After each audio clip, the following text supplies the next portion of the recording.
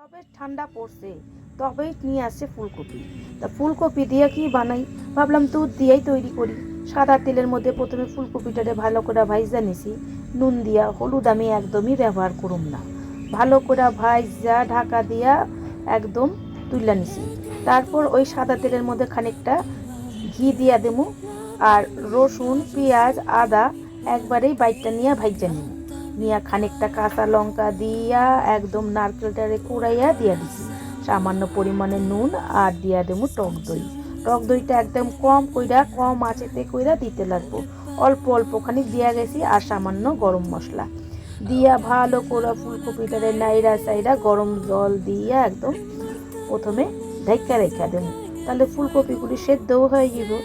তারপরে ঢাকার পরও ঢাকনা তুইলা এর মধ্যে 1 কাপের মতন দুধ দিয়া দেবো, খানিকটা চিনি দিয়া দেবো।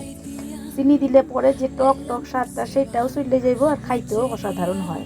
এইভাবে একবার কইরা দেখেন, দুর্দান্ত হয় খাইতে। রুটি পরোটার সাথে যার সঙ্গেই খান না কেন, এর মেজাজই আলাদা।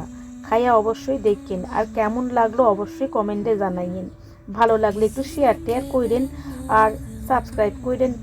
আর কি কমু, রোজিকার একই কথা, আপনারা পাশে থাকেন। পাশে থাকলে তবে আমার চ্যানেলটা একটু বাড়বো।